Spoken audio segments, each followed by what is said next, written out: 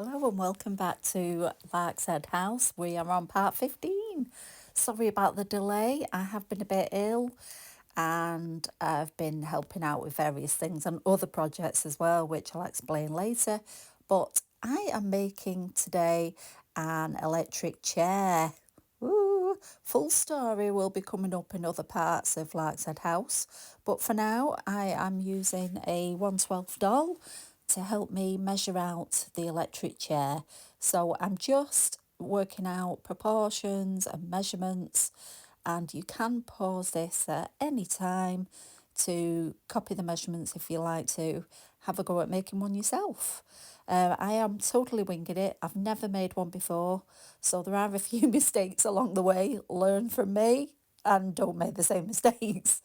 But there you go, just all the instructions are written down. So I'm figuring out what wood I should use. I don't want it to be too chunky because it is only 1/12, and the Margaret itself is only small, and in proportion to the room it doesn't need to be really chunky. So I'm going to use coffee stirrers, and I'm going to glue them together, weight them down, and then they will be solid and thicker pieces of wood. So this is what I'm doing here, just using tacky glue, glue them together, and use my gold bar weight and wait for it to dry. There's a lot of drying time on this project, and that's why it took a bit of time as well. There was a lot of filming and drying time in between, so it has taken a bit longer to get to you. So apologies for that, but we do get there in the end. I am still suffering with hay fever, so excuse the sniffles. It's just what I get throughout the year, so apologies. I'm working out what lengths I need for the chair itself, the little bits and pieces. So I'm using my little snippers there to cut the ends off. And yeah, I'm quite confident now. Now I've got the measurements, it should go to plan, hopefully.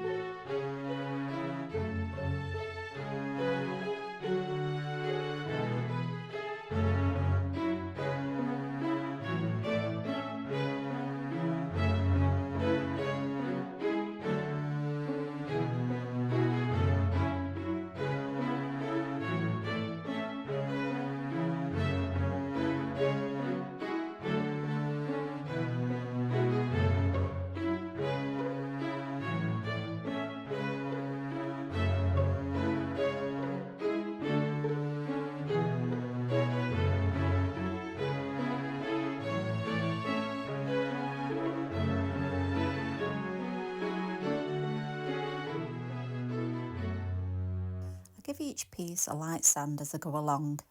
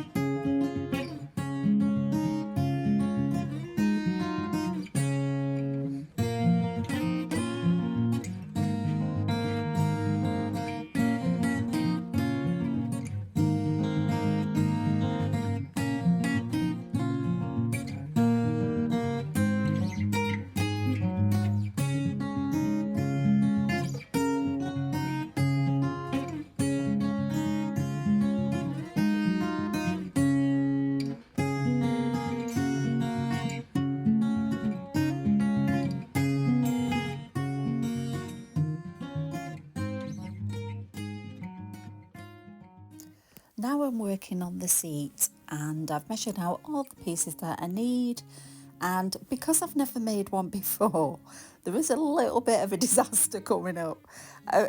I'm winging it. I'm making it on the spot here, and never made one before. So it really is trial and error.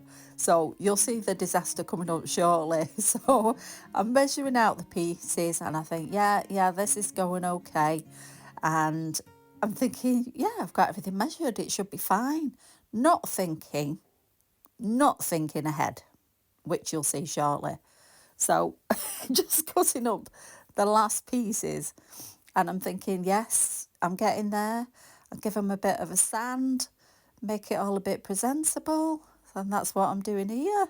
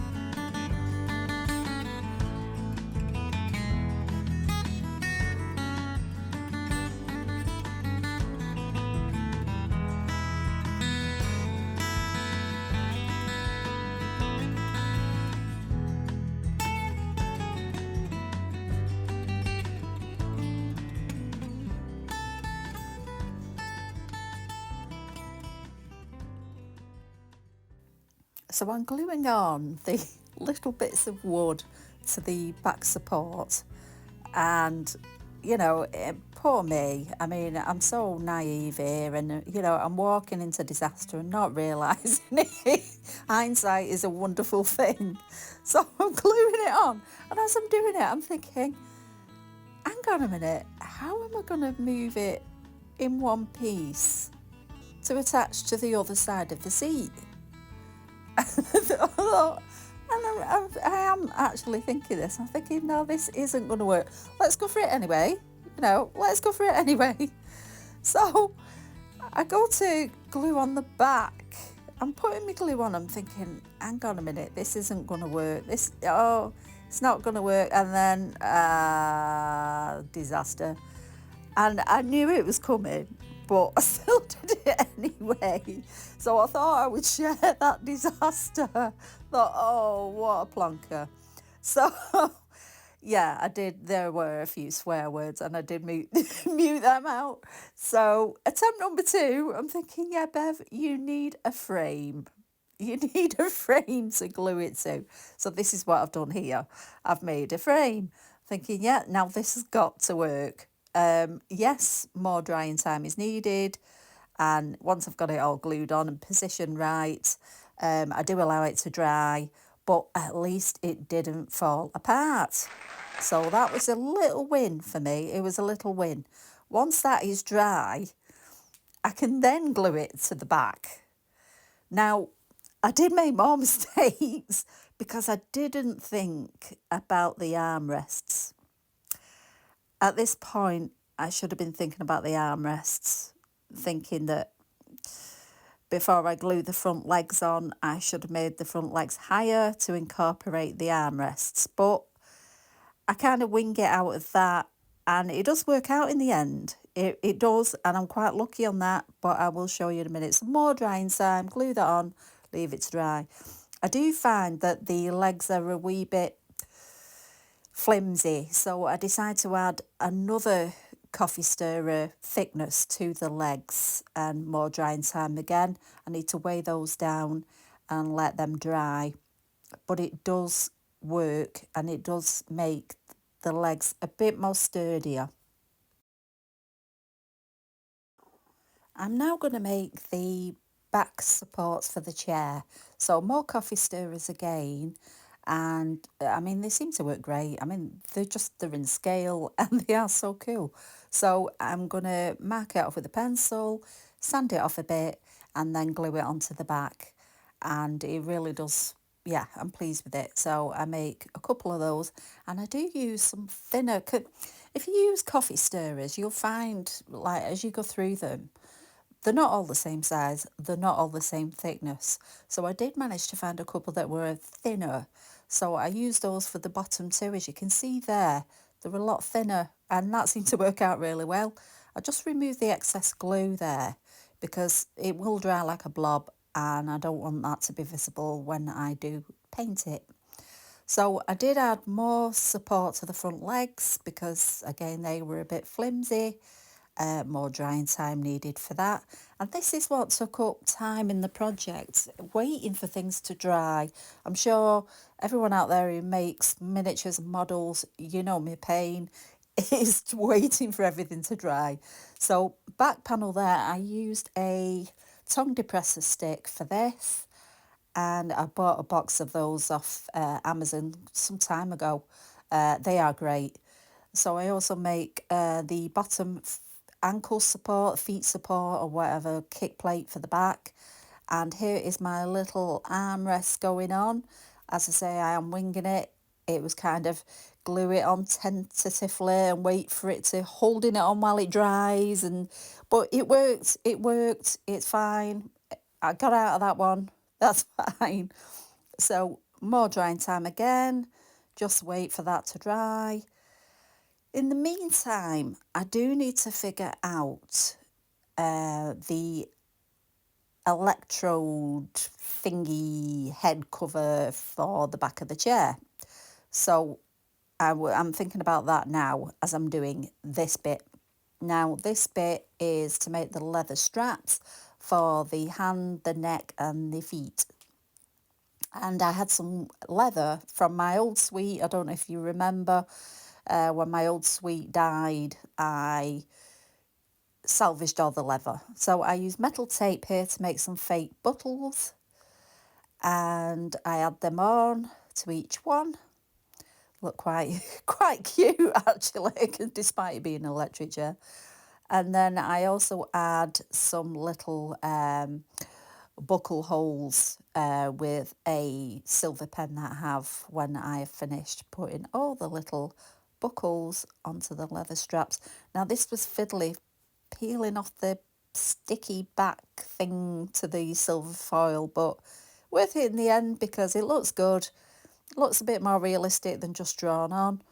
And yeah, as you can see, I am there was a few words said there, I think I did curse a bit trying to get that off, but yeah, I got it off in the end. I'm just showing you here how awkward it was, but you know, that's the joys of model making. So sticking that on, and we are pretty much done very shortly. Very shortly. There we go. All of them done. Really cute. I mean, they're cute. Despite what they're used for, they are cute. So I'm just adding the buckle holes here with my silver pen. And it's just enough detail. Just adding a little bit of detail makes all the difference. Now, I do find that because the leather is quite stiff in parts, and this would have been used leather straps, I do put some cuts in the back of them to make them flop a little bit. It kind of works, but doesn't work at the same time. It's better than it was. You'll see what I mean when I add them onto the chair. What I do need to do now is give it a good coat of acrylic paint, and it's my favourite colour. I think it's burnt sienna. Love it, love the colour, and it definitely fits in with the kind of Victorian kind of colour that they did use a lot back then. So giving it all a good coat, and yeah, I'm excited now because it is all coming together.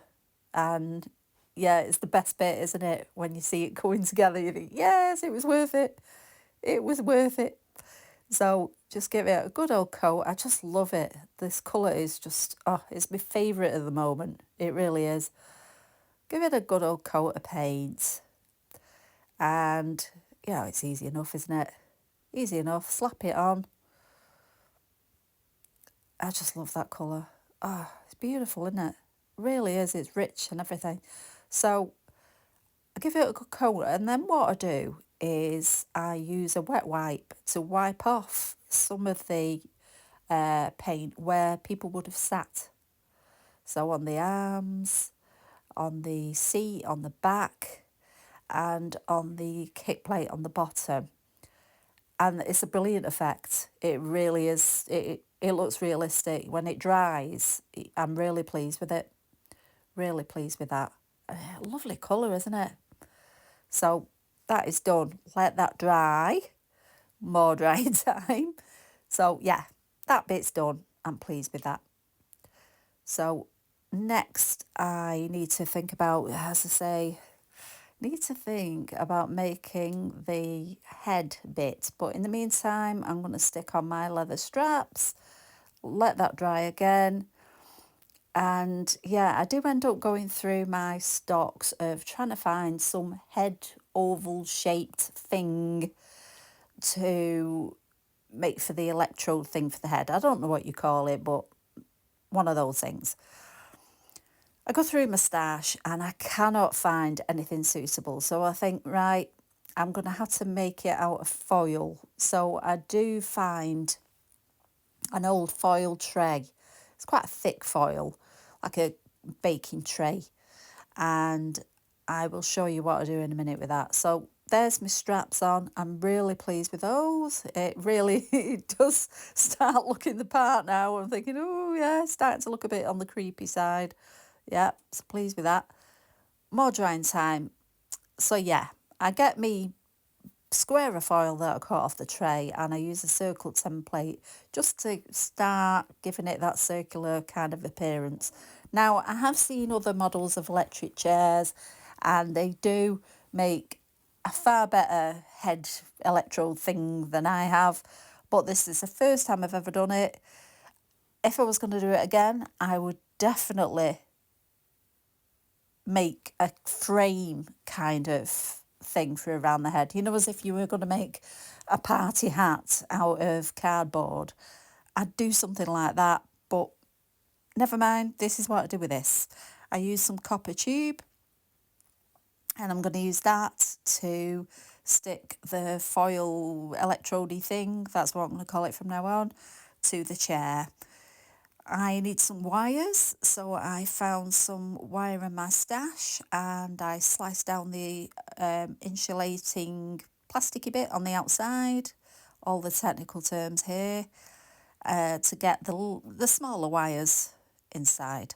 What I do need to do is remove the end of the plastic to reveal the copper wire inside.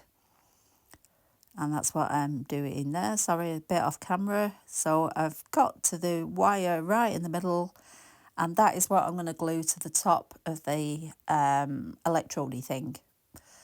I'm sure if you look up electrode thing, it will tell you what the real word is for that. So I glue it to that and a bit more foil over the top just to keep the wires on. And I'm pretty much calling that finished. Yeah, I'm going to call that finished. So here are some photos of the finished chair.